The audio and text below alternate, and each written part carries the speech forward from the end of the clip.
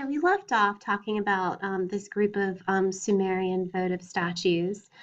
We had talked about the different height.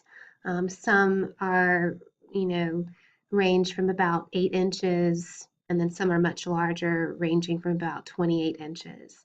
Of the 12 statues found, there are 10 that are male, 2 are female. 8 of the figures are made from gypsum. I know I told you originally that they were all from limestone, but I was mistaken. 2 from limestone. I think the ones that we looked at earlier are limestone. And the one that's very small towards here is made of alabaster.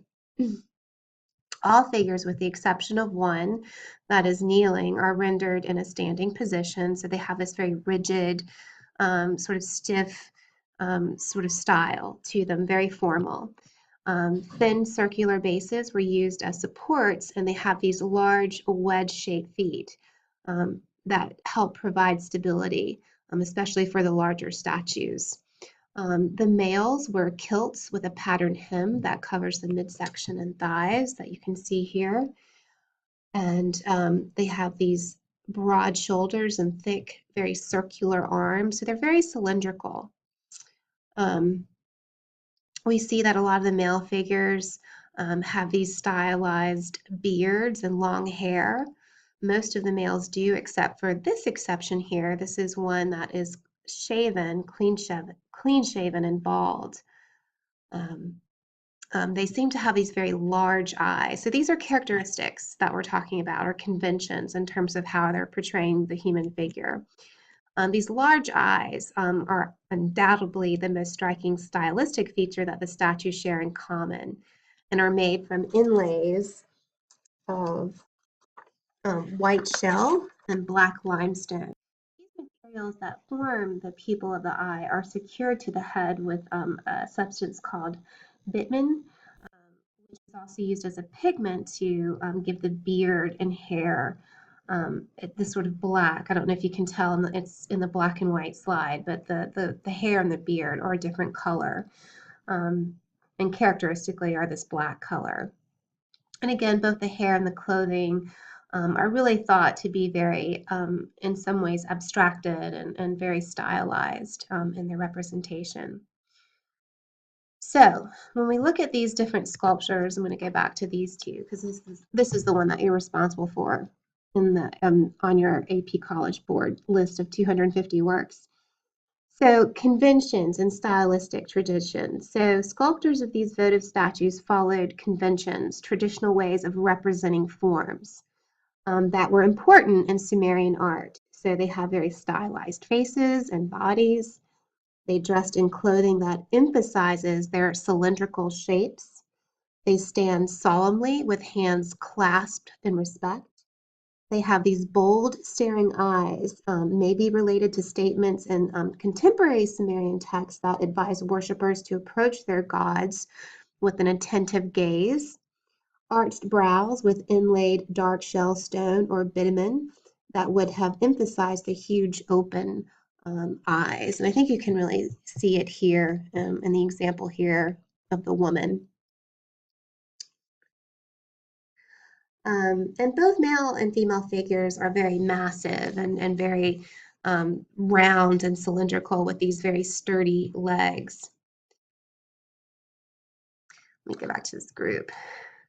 So the gods in the group are distinguished from individuals by hierarchic scale. They are larger and they have bigger eyes. The statues of individuals would have served to present the life spirit of the donor in an attitude of continuous and vigilant prayer. Sort of this idea of a permanent stand-in for this prayer that would have been located in the sacred shrine or temple at Talismar.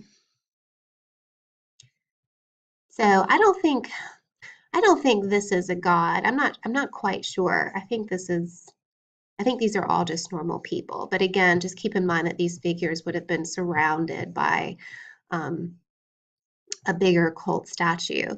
And again, we talked about this idea of status and higher Arctic scale. And so obviously figures that are smaller might be considered less important or had a lower position in society. And then the figures that are larger might have been more wealthy or considered more aristocratic or had some sort of position in government or religion in some way. So these votive statues were found at an archaeological site at Uruk, which is known as, which is modern day Warka in Iraq that we think of today. And again, we're going to focus on this idea of city life, and you want to think about how this notion of urban development started more than 5,000 years ago. Again, the Sumerians also started to, were the first ones to create writing. And so now we are starting to have this documentation of what these works functioned as. So one of the most important places was an ancient city known as Uruk. It had one of the greatest monuments located. This was called the Anu Ziggurat, on which there was a white temple that was built on top. And so what you're looking at is a sort of aerial view and what remains today. This temple dates to the late 4th millennium B.C.E., and this is often referred to as the Lake Uruk period. And it was dedicated to the sky god Anu, A-N-U. This temple would have towered well above us, approximately 40 feet. And its height would have been crucial and useful because it would have helped defend the walls of the city. And so the visibility of, over great ranges or distances would have been possible with this structure. So you're probably wondering what is a ziggurat? And what you see here is a digital reconstruction of the White Temple and Ziggurat in Uruk. And a ziggurat is a built raised platform with 4 sloping sides. It's kind of like a chopped off pyramid. Ziggurats are made of mud brick, the building materials of choice in the Near East, as stone was very rare. Ziggurats were not only a visual focal point of the city, they were a symbolic one as well. They were at the heart of the political system and theocracy as well. And theocracy is a type of government where God is recognized as the ruler. So it's sort of a combination of government and religion. And the state officials operate on the god's behalf. So a theocracy. So seeing the ziggurat towering above the city, one made a visual connection to the god or goddesses honored there, but also recognized the deity's political authority as well. So here is what remains of the White Temple and Ziggurat at Uruk. And this is where those votive figures that we looked at earlier were found. And again, these were huge step structures with a temple or shrine on top. And these ziggurats stood at the center of the city. For one, the first ones may have been developed with repeated buildings on sacred sites. Structures served as symbolic symbols to the city's prestige and also reflected the stability of the ruler, because in order to build something like this, you would have to have a very organized society. These ziggurats also glorified the gods and served as symbolic bridges between earth and heaven. And often these have been symbolically described as being a man-made mountain to heaven. And so they really do have this kind of mountain form. Ziggurats were also thought to represent something called an axis mundi, A-X-I-S-M-U-N-D-I, also known as the cosmic axis or world axis, world pillar, center of the world tree. And this is a belief in certain philosophies that the world is the center or the connection between heaven and earth. And so this idea is that these ziggurats represented this axis mundi and served as a meeting place for God and man. Excavators of the White Temple estimated that it would have taken 1,500 laborers working an average of 10 hours a day for about 5 years to build the last major stone facing of the underlying terrace. So that's just one part of it. So again, the organization and labor involved to create one of these would have been on a very massive scale. And although religious beliefs may have inspired participation in such a building of a project, no doubt some sort of forced labor, slavery probably was involved in the construction as well. About the content and sort of the composition of the ziggurat. The sides of the ziggurat were very broad and sloping, but broken up by recessed stripes or bands from top to bottom, as you can see here in the digital reconstruction. And this would have made a stunning pattern in the morning or afternoon sunlight.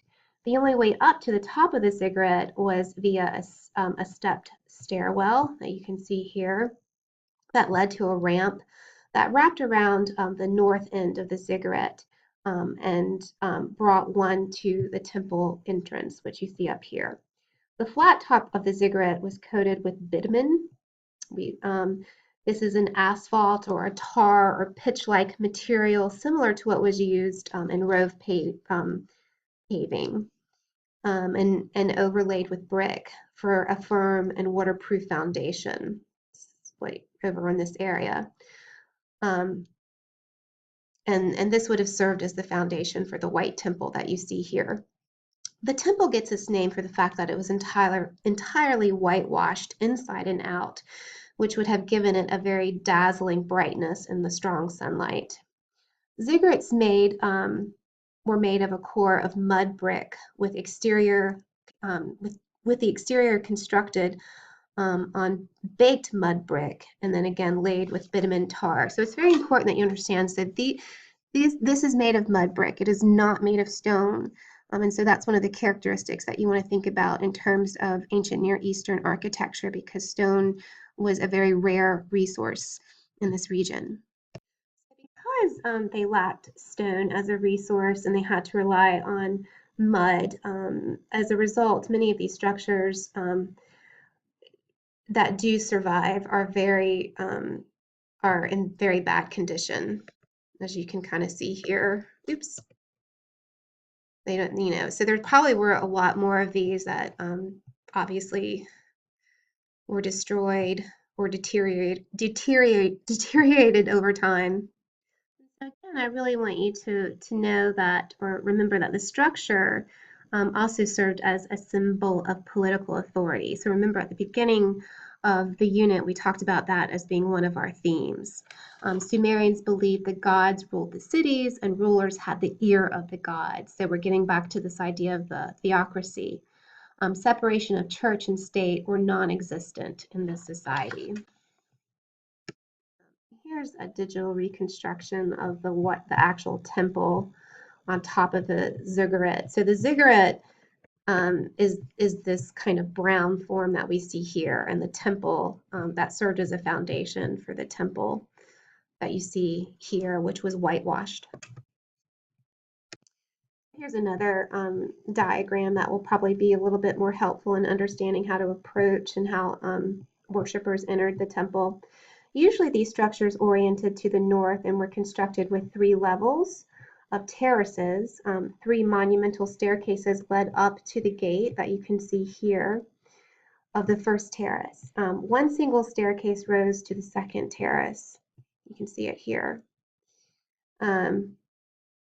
which supported a platform on which the temple and the highest terrace stood. The ziggurat used something known as a bent axis floor plan. Citizens used the diagonal staircases. They did not use this middle staircase with the shorter axis. And the idea was that it would make the individual have to do several turns to gain entry into the temple. The longer staircase, which makes a direct linear access, was reserved for the gods. So citizens would have to be going up here and then, turn and, just keep kind of circling around to get to the entryway. This leading up was more of a symbolic staircase for the gods. Now let's look at the temple itself. The White Temple was rectangular, measuring 17.5 by 22.3 meters. And its corners did orient to the cardinal points. It is a typical Uruk high temple type with a tripartite plan, a long rectangular central hall with rooms on either side. Let's see if I have an interior view. The White Temple had 3 entrances, none of which faced the Ziggurat ramp. So you can kind of see that here. Visitors would need to walk around the temple, appreciating its bright facade and powerful view. So that's one of the reasons why it might have, the bent axis approach might have been used, so that citizens would have to kind of appreciate the structure and the beauty of it. So this is a cross section of the temple, and this is a room known as a cella. And we'll see this again in Greek architecture. And this was thought of as a house for the gods. So the lowest portion of the structure would have used close to 720,000 baked bricks. This ziggurat was built by King Uruk, and this was dedicated to the moon goddess, Nana, the divine patron of the city-state. So the temple was dedicated to her. And the structure would have been, go back to it, would have been the highest point in the city and would have been visible for miles around. View of what the interior of the cella, the interior room of the temple might have looked like. So the ziggurat and the White Temple really lead us into our next theme, which is this idea of sacred space. And so when we look at architecture, in particular religious architecture, I want you to think about what elements define it. So this idea of exclusivity, limited access. With the ziggurat, we saw that bent axis approach for the citizens or worshipers, and then a direct access or symbolic direct access for the gods. We need to think about what type of rituals and ceremonies were performed in the spaces, and this would give us a clue as to why the spaces were designed the way they were. And the location, including the history of the location. Often we'll find that that religious architecture is often buried on an important religious site, and this would also add to the importance to the site as well. So it's interesting to note that the ziggurats not only served as these temples, and these temples and spaces for the gods, and worshipers would not only bring these votive statues to represent themselves, but would also leave offerings and food. And so the ziggurats were considered sort of a feeding place for the dead, but also for the living. In addition to a religious function and place of worship, the ziggurats also functioned as food storage.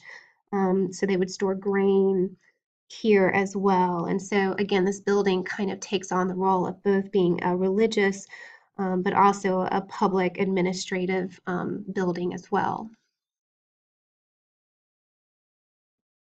All right, I'm going to stop here, and in our next segment, in part 3, we're going to be looking at some other objects, Sumerian objects that were found at some burial sites. So stay tuned.